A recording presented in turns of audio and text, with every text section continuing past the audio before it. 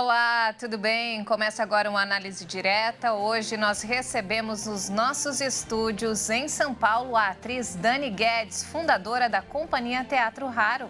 Dona de uma história de superação, ela está à frente de um projeto que tem como objetivo a inclusão de pessoas com deficiência e doenças raras no mundo da arte. Não saia daí porque o Análise Direta está só começando.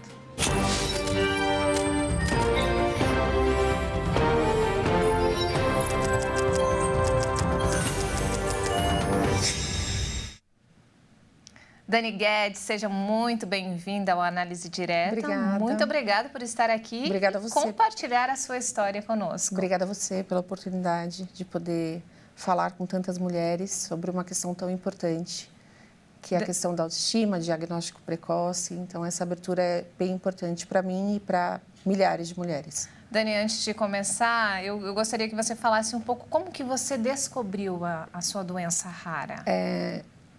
Foi um achado de exame. Eu tenho uma cirurgia de coluna, porque eu tinha escoliose idiopática do adolescente, então, tardiamente, eu decidi operar.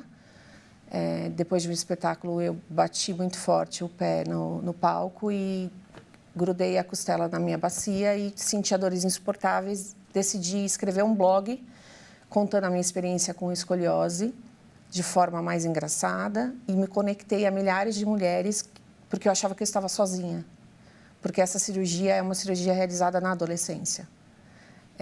E aí eu descobri milhares de mulheres na mesma situação que a minha. E isso me encorajou a realizar a cirurgia de escoliose tardiamente. E decidi operar em 2018, coloquei 24 pinos e 2 hastes na coluna. E me tornei uma pessoa com deficiência, mobilidade reduzida, porque eu não tenho os movimentos da coluna e eventualmente meu corpo entorta um pouco, a minha perna ficou diferente uma da outra. E no processo de recuperação dessa cirurgia, eu notei algumas diferenças que eu ligava à cirurgia de coluna por ser uma cirurgia que mexe com a parte neurológica. Eu estava ficando com a visão esquerda enfraquecida, eu estava ficando com o nariz largo, as mãos maiores, os pés, o número de calçado que eu usava já não servia mais. E eu falava, nossa, mexeu bastante com a minha questão neurológica, a cirurgia, né? E aí, na pandemia, eu caí da cama. E aí eu fui ver se estava tudo bem com os meus pinos e falei para a médica, doutora, eu sou um pouquinho hipocondríaca. Tem um galo na minha cabeça, você pode fazer uma tomo na minha cabeça para ver se eu machuquei a cabeça com a queda? Nem era um hospital aberto, era só de ortopédico. Ela falou, tá bom, vou fazer. Acho que ela percebeu que eu estava meio ansiosa. E ela veio com a tomografia e disse, sabia que você tem um tumor bem grande na hipófise? Eu falei, Jesus, o que é hipófise? Aí ela falou que a hipófise era a glândula mãe do corpo humano que fabricava a maioria dos hormônios. Mas que era para eu ficar tranquila, que era normalmente um tumor benigno. E aí, na semana seguinte, eu já estava operando. Realizei a ressonância da célula túrcica, não sabia nada sobre a minha doença quando eu operei. Fiz os exames endocrinológicos e descobri que meu tumor era produtor de GH, por isso as minhas extremidades estavam maiores. E descobri que o buraco era um pouco mais embaixo do que me foi passado. Eu retirei toda a hipófise, porque ela é do tamanho de uma ervilha. E o meu tumor tinha 4 centímetros. Foi uma cirurgia feita pelo nariz. E quando eu acordei, eu já acordei na UTI com muita sede. E eu tinha que fazer restrição hídrica. E eu lembro que eu chorava muito, porque eu acordo com muita sede e eu posso estar em qualquer situação, eu sinto muita fome. E eu pedia comida e eu pedia água. E não me dava, eu comecei a chorar. E eu percebi que as minhas lágrimas estavam muito salgadas. Eu estava perdendo muito sódio. Foi diagnosticada a primeira doença rara, que chama diabetes insípidos. Hoje ela mudou de nome, chama deficiência da vasopressina.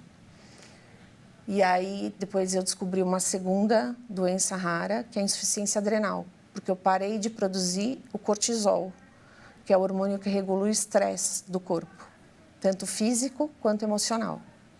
E aí eu tomo corticoide todo dia para repor a falta do cortisol, mas eu nunca sei muito bem ainda, depois de 3 anos, quando eu estou em situação de estresse ou não.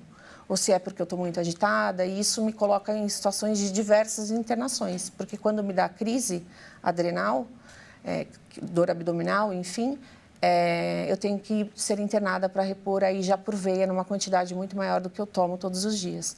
Entrei na menopausa precoce, que é uma questão muito tabu na sociedade ainda, e tive que lidar com a incontinência urinária, que é mais tabu ainda, porque uma mulher tem incontinência urinária, a gente imagina, né, na idade idosa, e comigo foi o contrário. Eu não conseguia mais segurar a urina e tive que passar pela vergonha de dormir de um lado do meu marido e, de repente, acordar com xixi na cama.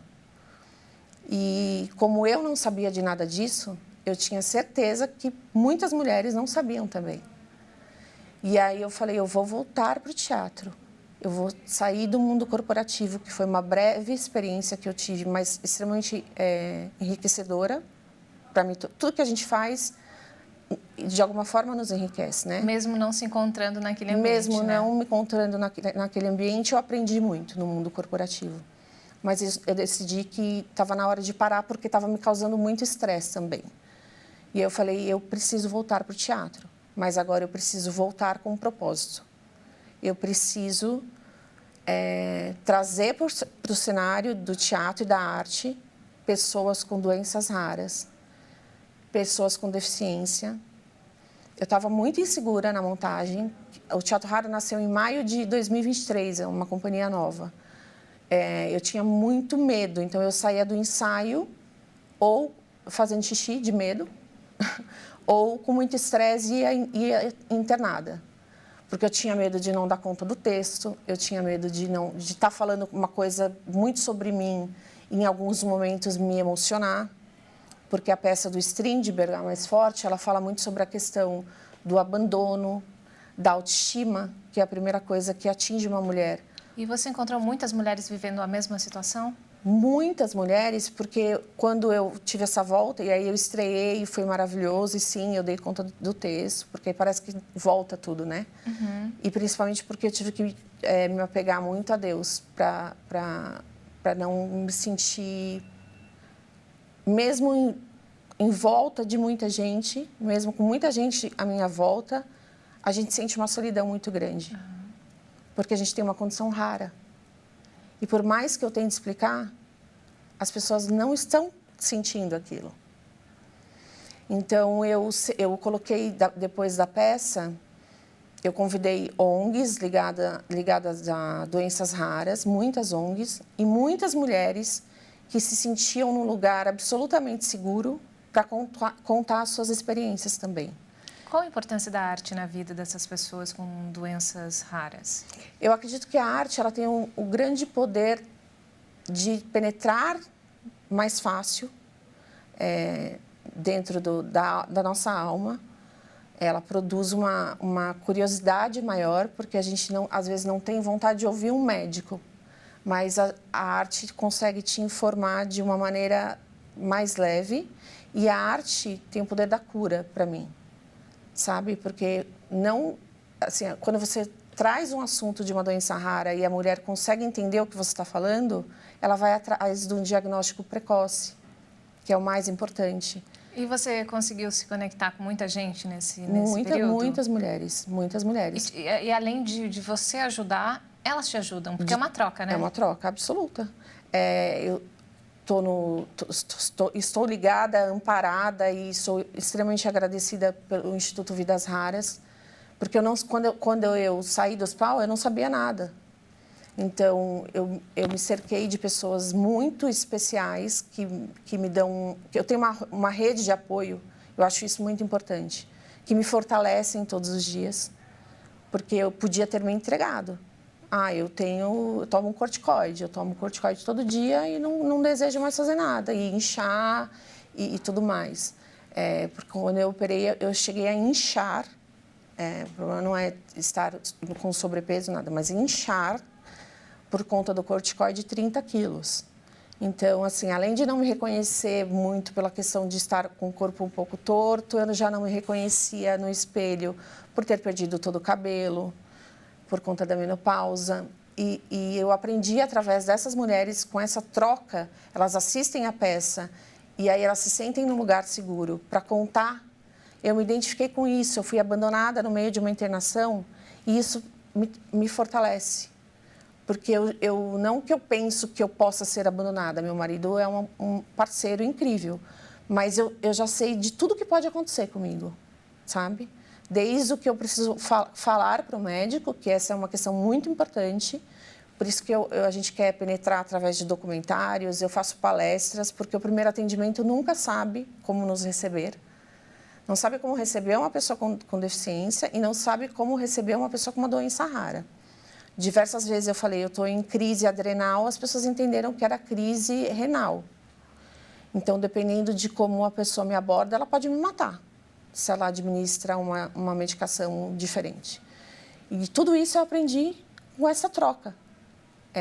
E aí eu não falo só da questão da hipófise.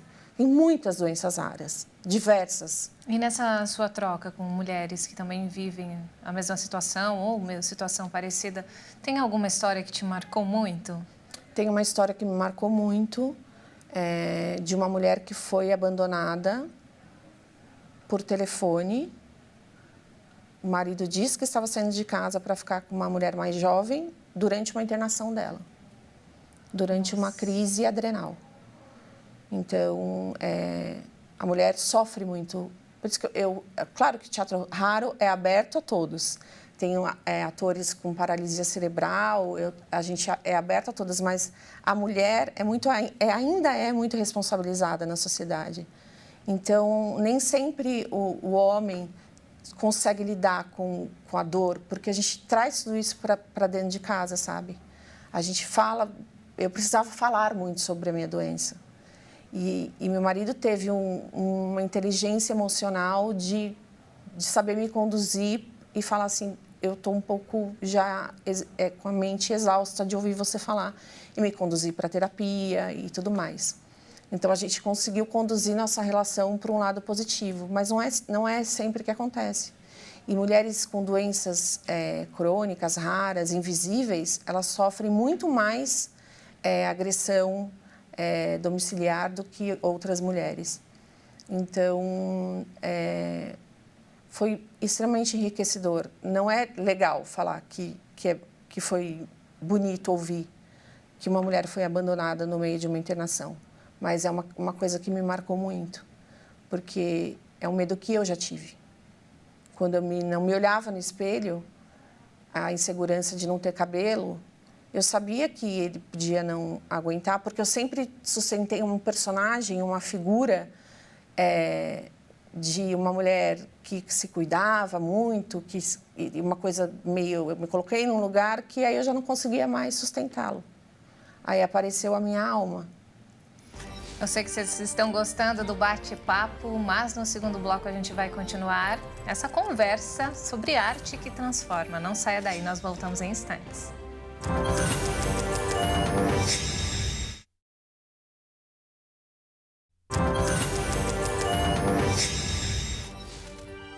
O programa Análise Direta está de volta e o bate-papo de hoje é com a atriz Dani Guedes, fundadora da Companhia Teatro Raro.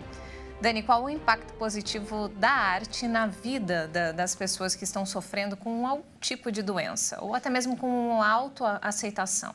Eu acho que começa desde a partida de casa, desde quando uma pessoa sai de casa e não é para ir ao médico, isso já transforma. Porque a gente está falando, acima de tudo, de levar a informação, a gente está falando sobre um entretenimento, né? Que você pode rir ou chorar, se identificar ou não. Então, já começa do momento que você está escolhendo a sua roupa para ir para um ambiente diferente que não é o hospitalar, que não é receber uma medicação, que não é passar o dia inteiro no hospital. Aí a gente já começa a transformar daí, né? Caramba, hoje eu vou ao teatro. E são mulheres que muitas vezes se tornam reclusas. Não vem mais arte, ficam dentro de casa. E aí, quando a gente faz essa provocação, venha ver uma coisa que você vai se identificar, que vai falar sobre isso, sobre o que você passa, sobre esse sofrimento do dia a dia, é mais penetrante ainda. A arte transforma mesmo, né? A arte transforma, eu tenho certeza absoluta disso. Tira muita gente da depressão também. Muita. Porque a partir do momento que você consegue se identificar com alguma coisa que é falada no palco, ou que é falada nas rodas de conversa que a gente faz, você percebe que você não está sozinha. Mesmo a gente sentindo uma solidão profunda às vezes.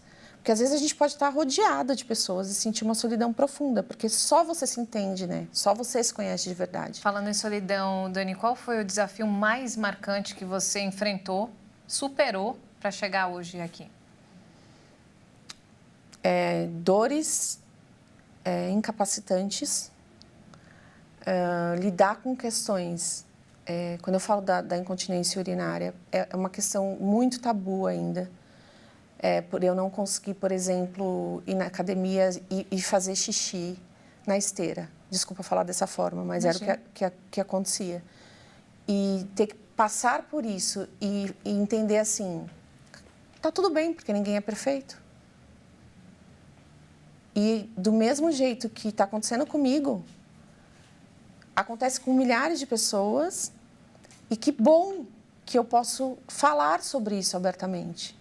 Que bom que eu posso, através da minha arte, da minha fala, da fala dos outros atores, dizer para as pessoas, está tudo bem. Ninguém, absolutamente ninguém é perfeito. E mais, a gente leva uma discussão que eu acho que é extremamente importante, porque assim, todo casamento pode acabar e acaba. O amor, se não é amor, pode ser diluído e acabar, enfim. Mas, e aí a gente diz para a mulher, o amor tem que partir primeiro, você tem que se amar muito, muito. E durante todo esse processo, o que eu mais aprendi foi me amar. Faz toda a diferença, né? Toda a diferença. Porque tudo que vier, eu estou preparada, porque eu me amo muito. Eu me amo muito e amo muito a fé que eu tenho na vida, em Deus, na cura. Então, assim, o médico fala, você tem uma expectativa de vida melhor porque os seus medicamentos... Eu não penso nisso. Eu penso que eu vou continuar me olhando no espelho, vou continuar pegando um batom que eu acho bonito, vou continuar praticando o meu esporte e assim vai ser minha vida, porque minha vida é reduzida em quê? Se eu for até 100 anos, eu vou viver 15 menos? Tá tudo bem. Há quantos anos você descobriu o diagnóstico? Do tumor da hipófise, há exatamente 3 anos foi quando eu fiz a cirurgia. Mas por ter tantas questões, hormônios, todos, né, desregulados. Desde a infância, então, você vem com alguns problemas? Da infância, eu descobri a escoliose. Que eu descobri porque meu primo... Sempre tem um primo meio rebelde na família. Não é nem rebelde a palavra, mas um gêniozinho do mal. Ele me empurrou de sabe aqueles balanços de corda? Sei. Ele me empurrou e eu caí e bati a coluna. E a partir deste momento eu comecei a sentir dores. Foi quando meu pai me levou no ortopedista e ele falou, você tem que usar o colete. Eu falei, eu sempre fui da galera do fundão. Eu falei, como que eu vou para a escola de colete, gente? Eu não tenho condição de fazer isso. Aí eu tentei chamar a atenção de outras formas, aprendi a falar melhor com as pessoas, porque eu tinha que ter uma carta na manga para as amigas lindas que eu tinha. Eu queria continuar sendo da galera que frequentava as festinhas, apesar de sempre dançar com a vassoura e a vassoura ficar 1 hora dançando comigo. Mas eu tinha que ter algo diferente. E aí eu aprendi que você olhar dentro dos olhos das pessoas faz toda a diferença. Toda a diferença. E eu comecei a usar isso, o meu olhar, a minha fala, desde muito pequena. E aí esqueci que a escoliose existia. E esse é um apelo que hoje eu faço. Pais, olhem a coluna dos seus filhos, porque o comportamento que eles têm é o reflexo do que você vai levar para o resto da sua vida. Carregar mala pesada, da escola, muito material pesado, pode agravar a escoliose. Realizar a cirurgia, depois da primeira menstruação da menina é o ideal, mas antecipado possível. Se você tivesse operado lá atrás, teria evitado alguns problemas? Lá atrás, eu não gostaria de ter operado, porque eu acho que Deus fez exatamente tudo no tempo certo da minha vida. Por quê? Porque há muitos e muitos anos atrás, há pelo menos 30 anos atrás, não existia monitoramento da medula. Então, era uma cirurgia muito no escuro ainda.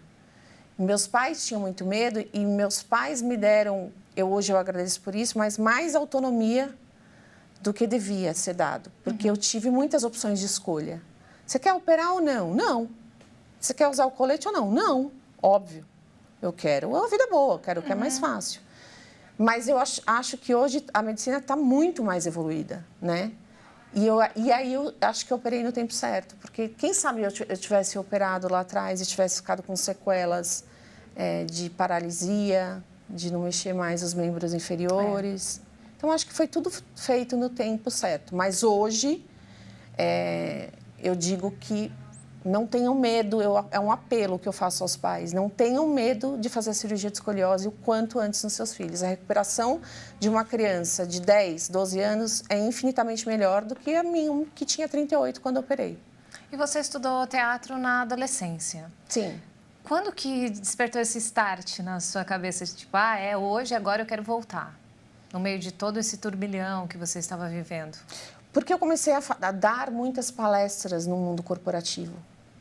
E falar... Contando a sua história. Contando a minha história, impulsionando sempre o diagnóstico precoce, sempre a postura para sentar no ambiente de trabalho, sempre a questão da ansiedade, a questão da depressão no ambiente de trabalho. Eu sempre abordei esses temas que me permeiam, né? E aí, como eu fazia muito isso, eu falei, não, por que eu estou fazendo isso e não estou botando isso em cima do palco? Aí vem a outro serzinho falando que você vai fazer xixi em cena.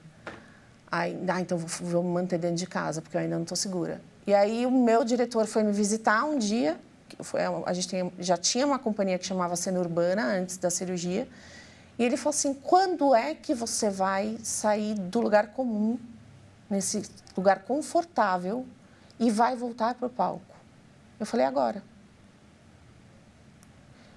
Só te peço uma coisa, que seja... eu quero ver você fazendo a mais forte, que é a Stronger, do Augusto Strindberg. Eu falei, eu faço. Mas agora eu quero que o texto seja adaptado para falar com pessoas que estão na mesma condição que eu. Então, a gente adapta muito texto para trazer muito texto de autores conhecidos, Shakespeare, enfim.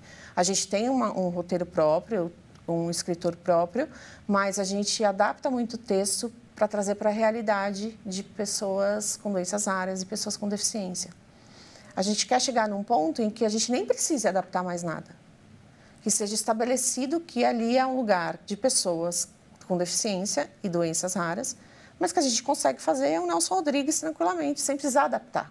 E os atores, eles todos têm alguma deficiência ou doença rara? Tem paralisia, tem ator com paralisia cerebral, um dos comediantes mais geniais, inclusive, que eu conheço, que é o João Paulo Lima. A Sara tem uma doença rara relacionada ao foco, que não é o déficit de atenção e hiperatividade, é um outro nome, que agora eu não vou me lembrar.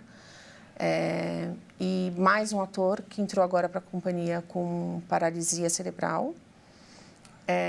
A gente traz para as rodas de conversa, para compor as rodas de conversa, sempre alguém que tem uma doença rara. Então, agora, no mês de março, a gente tem diversas rodas de conversa que eu chamo pessoas com síndrome da fadiga crônica, que é uma doença rara, mas que ficou muito popular, mas que eu acho que o nome nem é o correto, porque quando a gente fala fadiga crônica, pode remeter a uma coisa de preguiça, e não é nada disso, que está muito popular por conta da Covid. A Covid trouxe uma questão de fadiga para muitas pessoas. Uhum. E agora começa a se falar dessa síndrome da fadiga crônica de forma muito mais abrangente. Então, eu sempre trago pessoas com doenças raras e dirigentes de ONG, das mais diversas doenças raras, que são ligadas à Aliança Rara, ao Instituto Vidas Raras. E não necessariamente eles são atores? Não. Aí a companhia apresenta o espetáculo, depois a gente abre para uma rede de discussão com médicos que acompanham a companhia, para que tirem a dúvida, porque a gente está falando de teatro, e quando a gente fala de teatro é para um público espontâneo. A gente chama pessoas com doenças raras, pessoas com deficiência, mas é uma peça de teatro. As pessoas se interessam por um texto do Strindberg. E aí é muito legal, porque as pessoas não imaginam que elas vão encontrar. Elas ficam, pessoas que não têm comorbidades e nem deficiência, ficam para essas rodas de conversa e falam assim, isso foi transformador na minha vida, porque eu não sabia de nada disso. A gente leva informações hoje da importância do teste do pezinho, que detecta doenças raras logo quando bebê, que as pessoas não sabem. E aí, quando a gente fala em arte, então, a gente consegue abranger o nosso público, mas a gente consegue trazer um público espontâneo que sai com muito mais informação e que pode ajudar uma pessoa da família a ter um diagnóstico, ou que sabe lidar mais com uma pessoa da família que tem câncer, por exemplo. Eu participei de um projeto da Secamaro que chama Projeto Superação, que a gente é treinado para falar com mulheres com câncer de mama. Porque quando a gente acorda de uma situação dessa, a gente não quer falar, a gente quer falar com pessoas que estão na mesma condição que a gente. Uhum. Então, por exemplo, hoje eu tenho os meus amigos do teatro, que são amigos de longa data, mas eu estou muito próxima de pessoas que têm a mesma condição que eu, porque eu consigo trocar. Ela entende o que eu estou passando. Hoje as minhas amigas entendem. E eu entendo elas. E aí eu deixo de sobrecarregar a minha família, porque eu tenho muito mais, e não só terapia, que é essencial, o acompanhamento psicológico é essencial, mas eu consigo trocar com pessoas que sabem exatamente o que eu estou sentindo. Claro que não a dor do meu corpo, mas entende o que eu estou sentindo. Então, é muito importante essa conexão com as outras mulheres, e eu conheço essas mulheres através da arte também. São pessoas que se aproximaram de mim porque foram me assistir. E nessas palestras que você se dá nas empresas, você já conheceu algum caso também que te surpreendeu? Na empresa que eu trabalhava, eu falando sobre a diabetes insípidos, falando sobre a questão da incontinência urinária, uma das diretoras despertou, porque a incontinência urinária ela pode começar cedo, só parecendo uma cistite, de você não conseguir segurar muito, de você dar risada e fazer um pouquinho de xixi.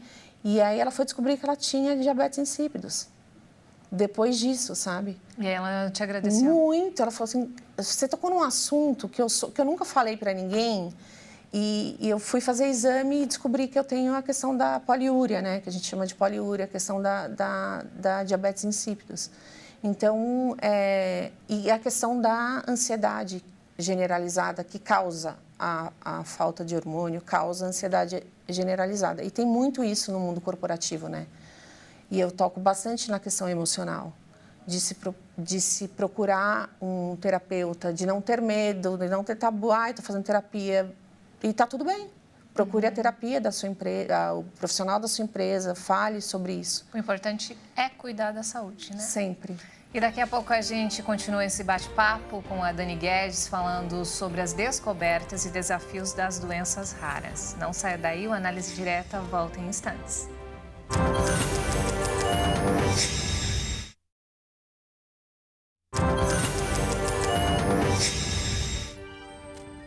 Nós estamos de volta com o programa Análise Direta, com esse bate-papo sobre arte com a atriz Dani Guedes.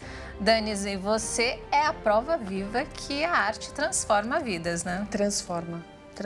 A minha desde sempre, porque quando eu tinha que ler livro na escola, eu falava, eu não gostaria de escrever, eu posso interpretar sobre o que eu entendi? Isso com 8 anos de idade. E a professora falava, não, porque isso vai... Eu falava, não, mas é o jeito que eu quero expressar o que eu vi no livro. Então, desde muito cedo eu me reconhecia como atriz e desde muito cedo, por conta da escoliose, eu aprendi a antecipar as piadas que provavelmente as pessoas fariam comigo. Então, talvez como forma de proteção, alguém ia falar que eu era torta e eu já falava antes. Porque aí eu desarmo a pessoa. Uhum. Ela não tem mais o que fazer. Ela não vai conseguir me ofender. Eu não sei se isso é positivo ou não, eu ainda estou descobrindo na terapia, mas eu sempre tive, não sei se é dom, mas tirar sarro de mim mesma, sabe? Mas isso te deixava mal ou era meio que uma defesa? Não, nunca me deixou mal. Eu sempre lidei muito bem, até porque eu tinha respostas muito prontas. Para, por exemplo, namorado que fala, mas você é torta, enfim. Eu digo, mas você também pode falar que tem bastante, sim, coisa torta aí na sua cabeça, enfim. Eu sempre tive muitas respostas prontas para dar. E apesar do bullying ser violento, né? As pessoas tentarem me diminuir até hoje, né? Eu lido com isso. Porque nas minhas internações eu me recuso a ter cara de doente. Uhum. E aí, assim, o médico fala assim, mas você não está desidratada, sua boca tá limpa, parece que passou batom. Eu falo, mas não é, eu tenho micropigmentação, não vai ficar roxa. Você precisa acreditar em mim. Mas esse cílio, você está toda... Eu digo, mas isso não significa que eu não esteja doente, porque Sim. eu tenho que estar toda morrendo, mostrar isso. Eu não quero isso, não faz bem para mim. Uhum. Então, eu sempre montei personagens para me defender de uma sociedade que ainda é extremamente preconceituosa e capacitista. E aí,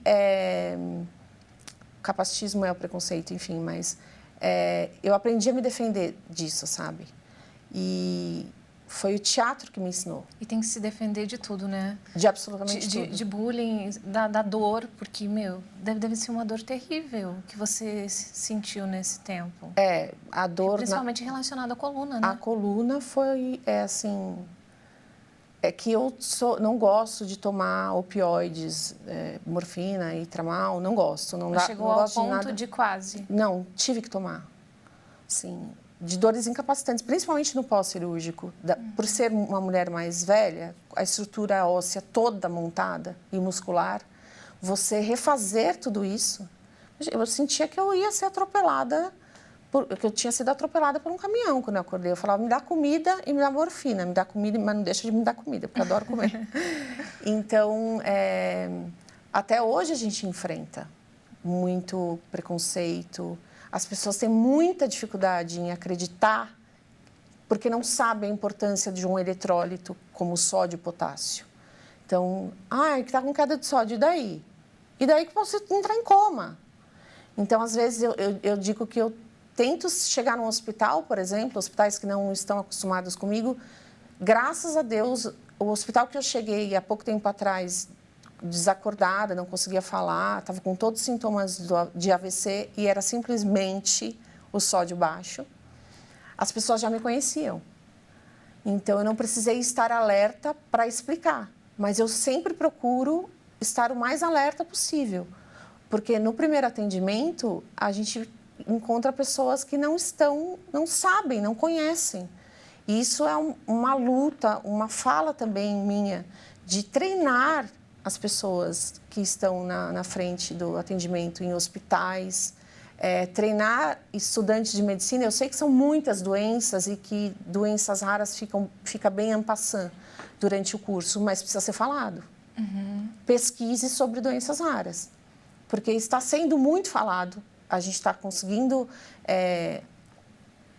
eu através da arte, o outro através de ONG, que consegue... A gente está a gente está numa construção de algo maior. Então, eu digo que se estamos mostrando que não somos poucos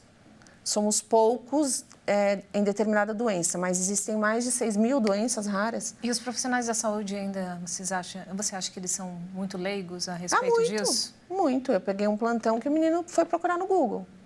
Nossa. E meu marido estava junto e ele estava vendo se uma pessoa tinha dependência mesmo de tomar hidrocortisona na veia e qual era a dosagem.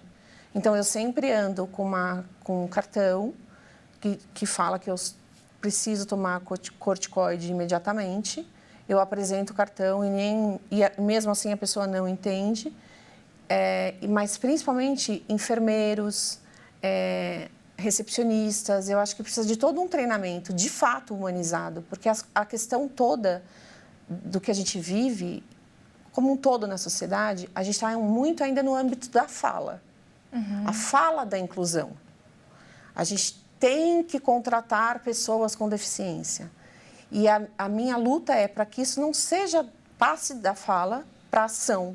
E que a gente não tenha que contratar pessoas com deficiência. E existe aquele lance do ego também, né? Você pode chegar num hospital e falar, olha, eu preciso... Aí o médico, sei lá, olha para você e fala, não, mas quem é o médico aqui sou eu, não é você? Exatamente. Você já viveu uma situação parecida? Já. Eu sei o que eu estou fazendo. Eu falei, isso. Quando eu tive agora há pouco tempo trombose, eu estava num hospital que não me conhece muito bem, o médico falou assim, eu falei, doutor, junto com o anticoagulante, eu preciso tomar hidrocortisona na veia. Porque se eu estou com trombose, significa que meu corpo está com estresse físico, né? Então, eu preciso tomar na veia. Não, nunca ouvi isso. Eu falei, então, você nunca ouviu isso, mas eu vivo isso. Então, se eu não tiver uma equipe multidisciplinar, esse tratamento não vai dar certo. E aí eu percebi que não ia dar certo e pedi para ser transferida para um outro hospital que me conhece. Porque a pessoa não conhece, não sabe que com estresse físico eu não fabrico, eu tenho que dobrar, tenho que aplicar na veia junto com outra medicação. Então, graças a Deus, eu ainda consigo falar sobre isso, mas tem muita gente que não consegue. Imagina que a gente está falando de São Paulo. São Paulo é um estado extremamente privilegiado e a gente tem acesso a tudo, mas mesmo dentro de São Paulo não chega informação. Mas a gente está falando de pessoas raras, de estados que não têm nenhum acesso à informação. E que não chega a medicação correta, e que não chega o tratamento correto, e que provavelmente a pessoa vai morrer sem receber o diagnóstico. E você já teve algum período de depressão ou desde o começo você foi extremamente positiva? Vou dar a volta por cima, vou reverter esse cenário? Sempre foi positiva? Não posso. Nem venderia isso, porque não é a realidade de uma pessoa que tem uma comorbidade rara, nem uma comorbidade, um câncer.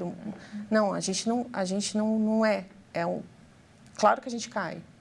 A gente tem 5 fases até chegar à aceitação. A gente questiona, sim, é ótimo você falar isso para as pessoas, até porque elas vão acabar se identificando, né? A gente tem a fase da negação, do questionamento a si próprio, do questionamento a Deus. E aí você começa a entender um pouco e aí você aceita. Eu li um livro que mudou a minha vida, que é O que o Câncer me ensinou. Apesar do meu tumor ser maligno ou benigno e trouxe todas as questões que eu falei que são malignas, mas eu li esse livro e a partir daquele momento que eu li, eu entendi que a doença não é minha inimiga. Se eu tratar a doença como minha inimiga, eu vou sofrer para o resto da minha vida, porque ela está em mim e não vai me abandonar. É uma condição que eu vou viver para o resto da vida. Então, ela anda do meu lado. Ela não me controla. E a partir disso, a partir do momento que eu coloquei, você anda aqui comigo. E vai me ajudar a ter momentos bons para eu conseguir estar no mercado de trabalho de alguma forma, para eu conseguir levar informação de alguma forma.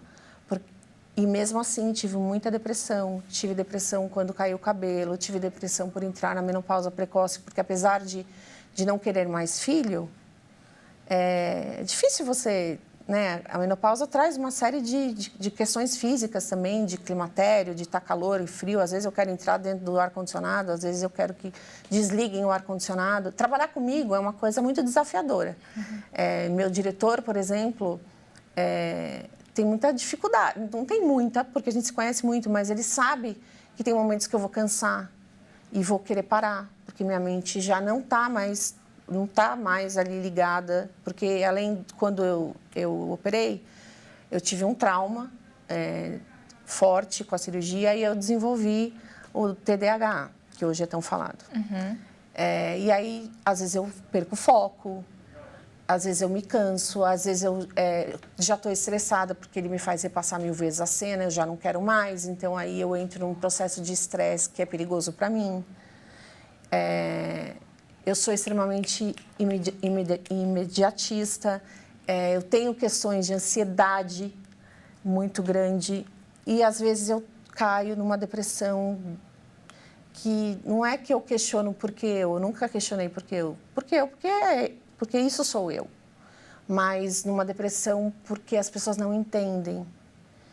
E a dor física te coloca num lugar de solidão porque é uma coisa que você não consegue e nem deseja dividir com outra pessoa. O Dani, fala pra gente um pouquinho antes de encerrar sobre, por exemplo, você ministra palestras. Quem quer o seu contato? Como que faz? Tá. Primeiro, eu quero falar que o Teatro Raro é uma construção que é uma construção para toda a sociedade. Então, pessoas que se identificam, que acham que são criativas, que acreditam em criatividade, não necessariamente precisam ser formados, atores ou não, mas que se identifiquem, que têm criatividade, têm deficiência, têm alguma doença crônica, alguma doença invisível, que façam parte da Companhia Teatro Raro para que ela cresça, para que a gente consiga levar mais informações. E as palestras, claro, eu vou em todos os lugares, porque a minha intenção é levar informação para todo o país, para todos os lugares, acessar todas as mulheres, enfim. E aí eu tenho o @DaniGuedes, que eu falo muito, faço muitos vídeos e de forma até engraçada, como eu conduzo a minha doença. E o @Teatro Raro, que ali você vai ter informações sobre os espetáculos e até sobre quando a gente está contratando pessoas. Nesse momento, nesse mês de março, a gente está fazendo eu falo muito sobre a minha doença com um texto, com um roteiro mais levado para o humor, porque Stronger era uma peça muito forte, muito pesada. Então, a gente traz no mês de março, no Espaço Parlapatões, uma roda de conversa com médicos de renome, especialistas em doenças raras. É mais uma roda de conversa do que uma peça de teatro mesmo. A gente deixou isso para estrear em abril uma nova peça. Já tem data? Primeira semana de abril, primeiro final de semana.